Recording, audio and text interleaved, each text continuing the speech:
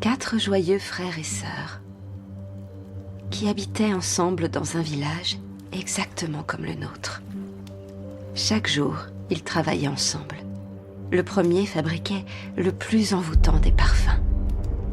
Le second cuisinait les plus délicieux des gâteaux. Une autre jouait la plus exquise des musiques.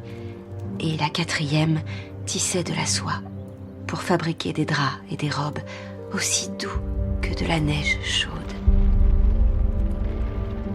Ils travaillaient ensemble, dans la gaieté, et ils ne se disputaient jamais. Mais un jour, un garçon est venu en disant qu'il était leur frère aîné qui avait disparu. Quand ses frères et sœurs lui demandèrent ce qu'il faisait, il leur répondit qu'il disait la vérité aux gens. « Quelle vérité ?» lui ont-ils demandé. « Eh bien, répondit-il, je pourrais vous dire que l'un de vous est très élégant.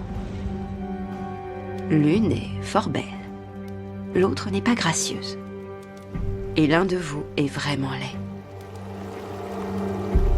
La famille fut terriblement déroutée par ces paroles. Parce que, si vous ne l'aviez pas déjà deviné, le nom de ses frères et sœurs était odorat, goût, ouïe et toucher. Et il n'y avait pas de lait. Et il n'y avait pas de belle dans leur monde. Mais lequel d'entre nous est quoi ? Demandèrent-ils à leur frère.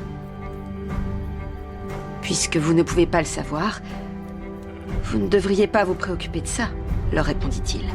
Et sur ces mots, il s'en alla. « Oh, non, attends !»« Quel est ton nom ?» lui demandèrent-ils. « Mon nom est Vue, » répondit-il. Puis il partit sur son cheval, les laissant là, seuls avec leurs interrogations. Bientôt, la famille commença à se disputer pour savoir lequel d'entre eux était beau et lequel était laid. Chacun d'eux passait tellement de temps à se poser des questions à propos de ce que Vue avait dit que le parfum perdit son odeur. Les gâteaux perdirent leur goût. La musique perdit toute son harmonie et la soie devint rêche comme de l'herbe sèche et cassante. Puis un jour, enfin, ils se retrouvèrent, unis comme avant. Et ils décidèrent d'oublier ce que Vue leur avait dit. Parce qu'avant sa venue, ils étaient tous parfaitement heureux. Et très vite, ils furent heureux à nouveau. Parce que ils décidèrent que rester tous les 4, en fin de compte, ça leur suffisait.